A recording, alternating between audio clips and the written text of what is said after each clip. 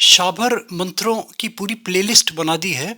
अगर आप ध्यान से देखेंगे तो मैं समझता हूँ कि बहुत सारी ज्ञानवर्धक बातें आपको मिलेंगी। देखिए, अभी दिया था हमारे पांडे जी ने माँ भगवती बगलामुखी से रिलेटेड शाबर मंत्र। शाबर मंत्रों से लोग प्रश्न पूछते हैं और हम कहते भी हैं लोगों से कि प्रश्न हमें कमेंट बॉक्स में ज़रूर दें कि क्या दरकार है। देखिए, एक सबसे इम्पॉर्टेंट चीज़ ये पूछी थी लोगों ने। बहुत सारे प्रश्न थे, उसमें से एक प्रश्न था कि कहाँ पूजा करी जाए माँ भगवती बगलामुखी की। कौन सा स्थान ऐसा है जहाँ उनकी पूजा करने से हमें पता चले कि सबसे अच्छा हमें फल मिल रहा है। वो कौन सा स्थान है, माँ के कितने शक्तिपीठ हैं, माँ के कहाँ कहाँ मंदिर हैं, और वो मंदिर क्यों प्रभावशाली हैं। इसका भी पूछते हैं कि क्यों प्रभावशाली हैं। मंदिर मंदिर तो सब एक से हैं। अगर देखा जाए तो भगवती माँ के मैं समझता हूँ दर्जनों क्या पचासों मंदिर होंगे, मगर दो तीन चार मंदिरों को ही मान्यता प्राप्त है माँ बगलामुखी के लिए। तो इस वीडियो में उत्तम नारायण पांडे जी विशेष रूप से बता रहे हैं कि माँ बगलामुखी का कौन सा मंदिर अच्छा माना गया है, पूजा पाठ के लिए सर्वश्रेष्ठ माना गया है, इस तरह समझें। और देखिए, एक request, like subscribe forward notification bell में क्लिक करके प्लीज़ अपने कमेंट्स ज़रूर दे दें। तो कमेंट्स के अकॉर्डिंगली हम छोटे छोटे वीडियो बना देंगे। तो जितने हमें कमेंट्स होंगे, मान लीजिए एक एक मिनट में, कोशिश करेंगे कि शाबर मंत्रों से रिलेटेड आपके जो भी डाउट्स हैं वो सारे क्लियर हो जाएं। अगर लंबे वीडियो बनाते हैं तो बोर हो जाते हैं, पीछे वीडियो भी चलते रहते हैं। देखिए, मंदिरों के विशेष रूप से हमारे अपने शूट करे हैं, वो इसलिए देते हैं कि उत्तम नारायण पांडे जी फेस कैम नहीं करते, ताकि कहीं नीरसता नहीं आए। और डिटेल्स में अगर जाएंगे तो मंदिरों के नाम से, टेम्पल्स के नाम से भी प्ले लिस्ट बनी हुई है, वहाँ पे इन मंदिरों के डिटेल वीडियो भी मिलते चले जाएंगे। देखिए, सुनिए, आपका समय ना वेस्ट हो। माँ भगवती बगलामुखी का कितना अच्छा बताया है इस बार हमारे उत्तम नारायण पांडे जी, प्रिय हमारे स्नेही भाई ने। श्री सीताराम। गोपाल राजू मोटिवेशनल वीडियो के लिए मैं उत्तम नारायण पांडे। अभी विगत दिनों में भगवती बगला के शाबर मंत्र से संबंधित जो वीडियो दिया है, उस वीडियो के पश्चात बहुत सारे प्रश्न भगवती बगला को लेकर के आ रहे हैं। इसमें से कुछ ऐसे प्रश्न हैं जो मुझे बहुत महत्वपूर्ण लगे, उनको मैंने लिया है।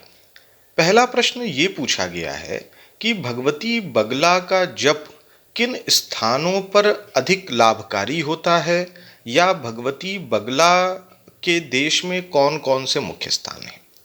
देखें, वैसे तो सामान्य तौर पर मध्य प्रदेश का दतिया और नलखेड़ा ये बहुत प्रसिद्ध है। हिमाचल प्रदेश के कांगड़ा का बनखंडी का जो दिव्य स्थल है, ये भगवती की आराधना के लिए बहुत प्रसिद्ध है। इन तीनों स्थानों पर भगवती की सतत पूजा, आराधना, जप आदि उपक्रम होते रहते हैं।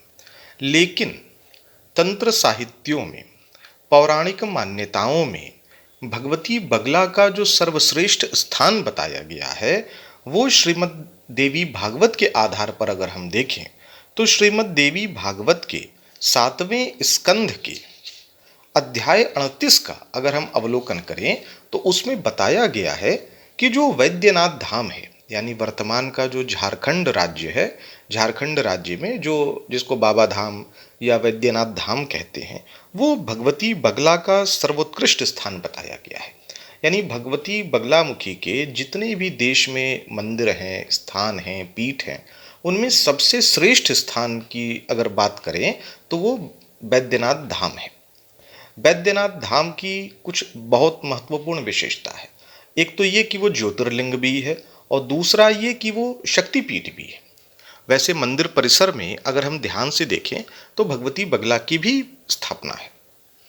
लेकिन यहाँ एक बहुत विशेष प्रश्न मन में उठ सकता है कि मंदिर तो भगवान शिव का और सर्वोत्कृष्ट स्थान भगवती बगला का, शिव और शक्ति में कोई भिन्नता नहीं है।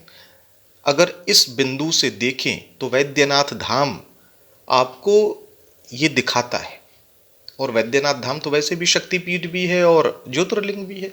तो अगर भगवती बगला से संबंधित कोई स्तोत्र पाठ, कोई मंत्र जप वैद्यनाथ धाम में किया जाए तो उसका प्रभाव बहुत अच्छा प्राप्त होता है और भगवती की विशेष प्रसन्नता प्राप्त होती है।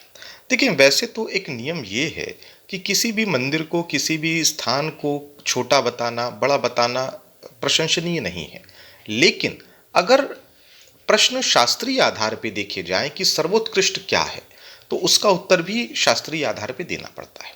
एक दूसरा, भगवती बगला के जो भैरव हैं, त्रयंबक शिव, उनके स्थान पर अगर भगवती बगला का जप किया जाए तो भगवती बगला की विशेष कृपा होती है।